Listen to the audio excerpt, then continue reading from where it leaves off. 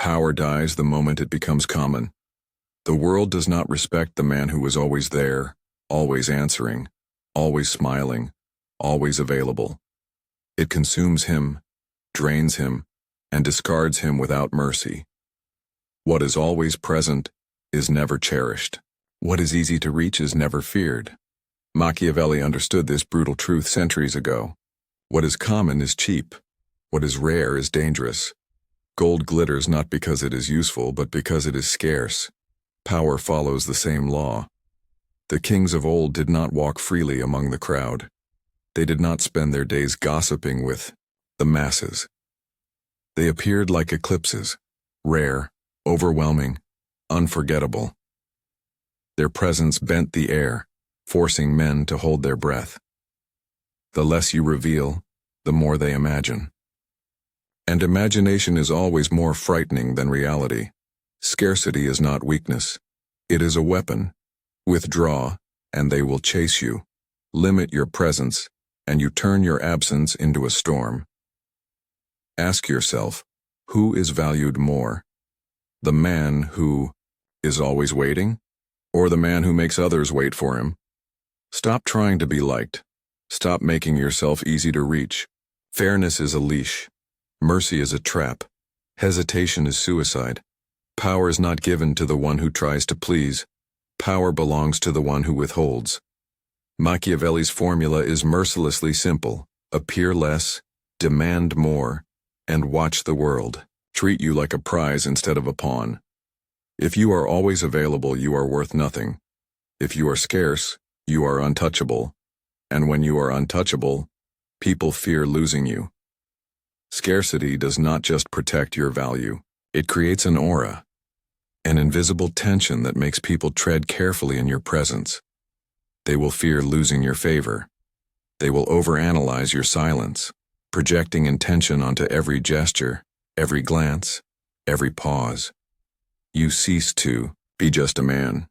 You become something else, a presence, a symbol, a force. This aura is not mystical.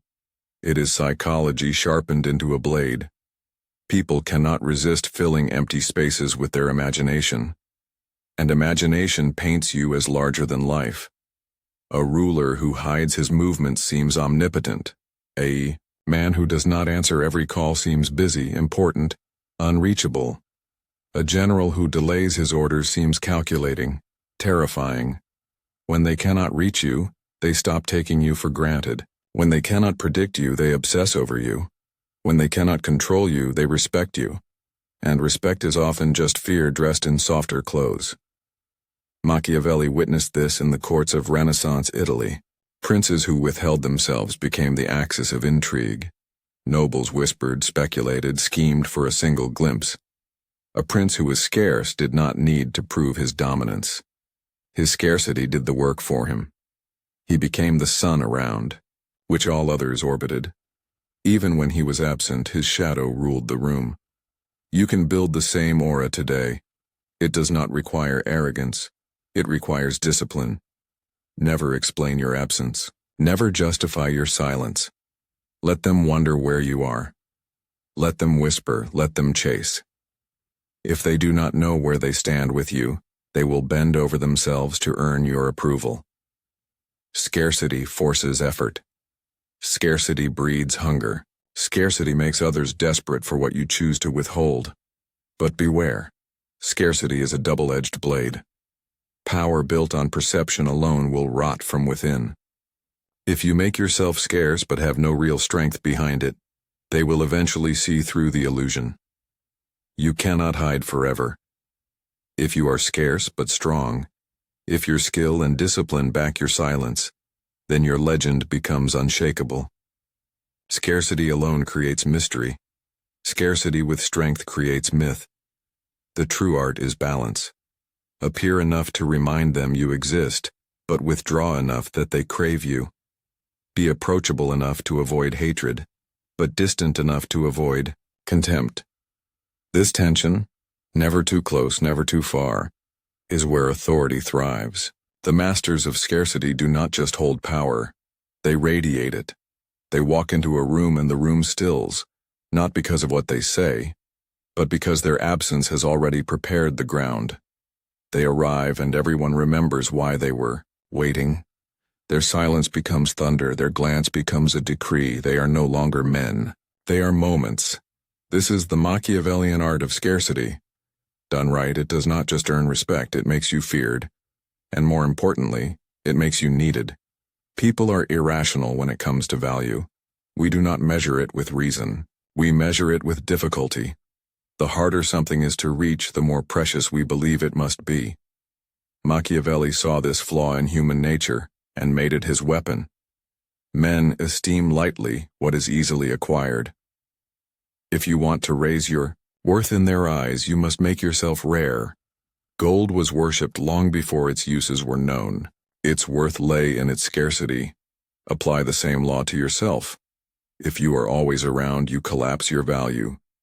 If you ration yourself like a king who opens his gates only for the chosen, you become priceless. Scarcity creates tension.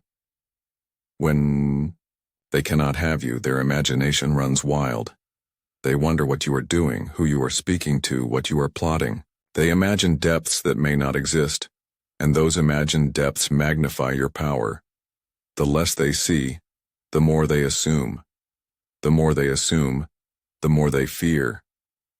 Modern life preaches the opposite.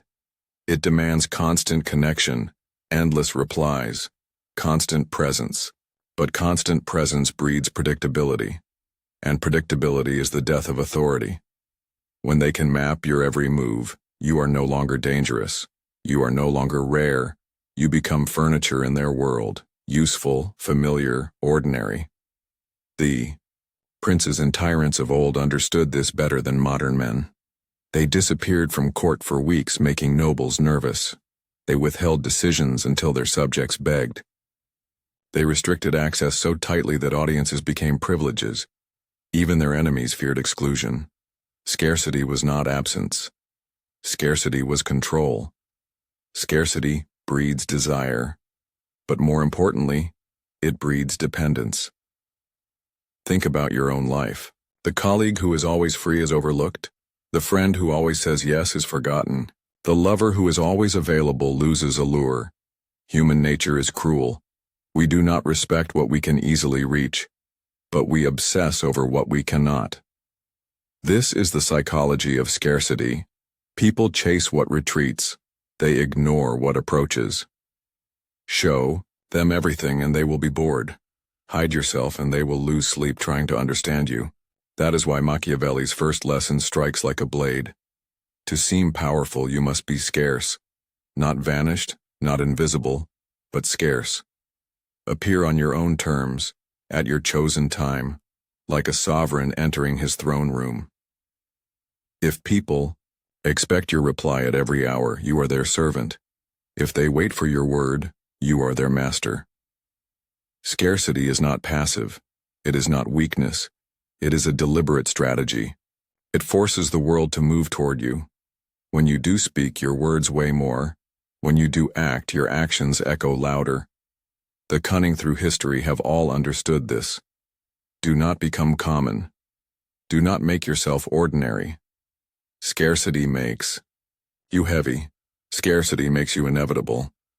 Machiavelli's genius was turning human weakness into strategy. If people instinctively value the rare, then control your presence like treasure. This is not hiding. This is appearing on your own terms so that every appearance feels like an event. Withdraw deliberately. Stop being everywhere. Stop being everyone's solution. Stop being endlessly visible. Your silence forces them to wonder what you are doing, who you are meeting, why you no longer need them. That uncertainty is power. Control access. A king does not open his gates to all. Neither should you. Decide who can reach you. Make it clear, without saying a word, that your time is not free. When access is limited, people treat it like gold. They approach with caution, with respect, with fear. Appear selectively. When you step back into view, do it with purpose. Let your return feel intentional. A single word will feel like a command. A single appearance will feel like a sign. Turn absence into intrigue. not neglect. If you vanish too long, they may forget you. But if you appear just enough to remind them and disappear just enough to haunt them, you control their hunger. When they miss you, they value you. When they wonder about you, they respect you. Use scarcity to shape perception. If you are everywhere, they see your flaws. If you are rare, they only see the image you project. They believe in the aura you craft because they have no proof to contradict it. This is how princes ruled. They forced nobles to wait weeks for an audience. The delay itself was power. The unspoken message: I decide when you see me, not you. You can apply this everywhere. In business, be the one whose time is a privilege. In relationships, be the one pursued, not the pursuer. In life, let your absence whisper louder than your words. Scarcity forces the world onto your terms. They wait for you. They adjust to you. They compete for your presence. And when they finally get it, they feel it as a gift. Not because you gave more, but because you gave less. This is not arrogance. This is control. Machiavelli's lesson is mercilessly clear. Appear less. Demand more. Make them wait, make them wonder, make them work. Do this consistently and your value transforms. Scarcity alone makes you valuable. Scarcity with strength makes you untouchable. You no longer explain your silence. You no longer defend your ambition. You no longer soften your edge to make others comfortable. That part of you has already been buried.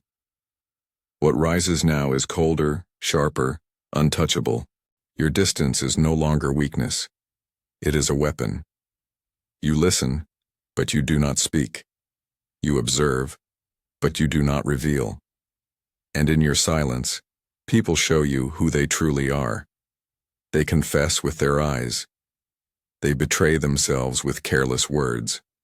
Every moment they fill with noise becomes fuel for your clarity. Ask yourself, why give explanations to those who are not worthy of understanding? Why waste breath justifying what was born from your own will? A wolf does not explain to sheep why it hunts. A storm does not justify why it destroys. Power never pleads. It simply exists. Mercy is bait. Fairness is a leash. Hesitation is suicide. The world is a battlefield where only those who master detachment survive. The moment you cling, you bleed. The moment you hesitate, you fall. Those who dare to rise must first cut every rope that ties them down. You were taught to care what others think, to smile when you didn't mean it, to nod when you wanted to scream. That training was your cage. Now you break it, and when the cage shatters, something terrifying emerges, the self that no longer bends. Coldness is not cruelty. It is freedom. A cold mind sees the truth. It sees manipulation where others see kindness. It sees weakness where others see love. It sees strategy where others see morality. When your emotions no longer rule you, no one else can. They will say you've changed. They will whisper that you are heartless, ruthless, distant. Let them. What they call heartless is only clarity. What they call ruthless is only discipline. What they call distant is only power. They curse what they cannot bend. They fear what they cannot understand. Look closer. In every room there are only two kinds of people. The ones who command the flow of silence, and the ones who drown in noise. Which one will you be? Every word you speak is a debt. Every explanation you give is a chain. Every time you seek to be understood, you give away a piece of yourself. Stop paying, stop giving, stop explaining. Let your presence speak for you. Let your results be your argument. Let your silence be your fortress. Ask yourself, what do you gain by being understood? Does it bring loyalty? No. Does it bring respect? Rarely. More often, it only brings envy, resistance, and sabotage. Those who demand explanations are not looking to understand you. They are looking for cracks to exploit. Never forget this. The more you explain, the weaker you look.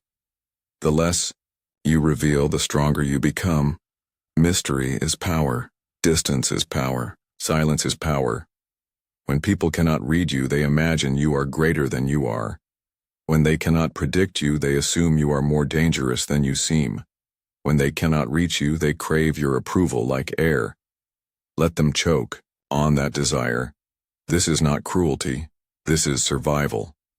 The world is full of those who would bleed you dry if you let them. They come dressed as friends, lovers, mentors. But peel back the mask and you see it. Parasites who want your time, your attention, your energy. Every "why don't you explain" is not curiosity. It is hunger. They want to feed on you. Deny them.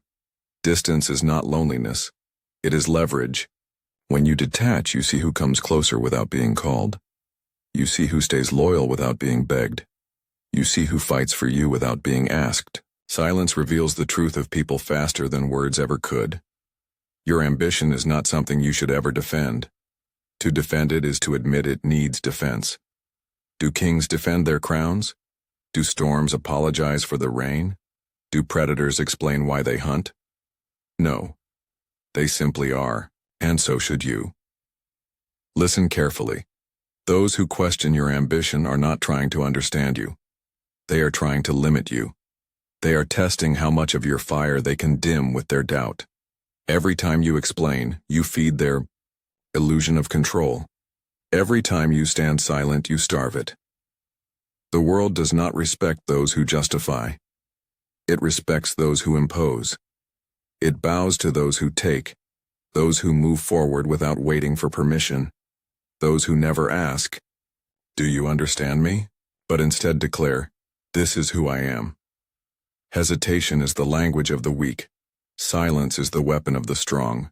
Power is never in proving. Power is in being undeniable. They will say you are arrogant. Let them. They will say you are unfeeling. Let them. Every insult they throw is proof that they cannot reach you. Their words fall against stone.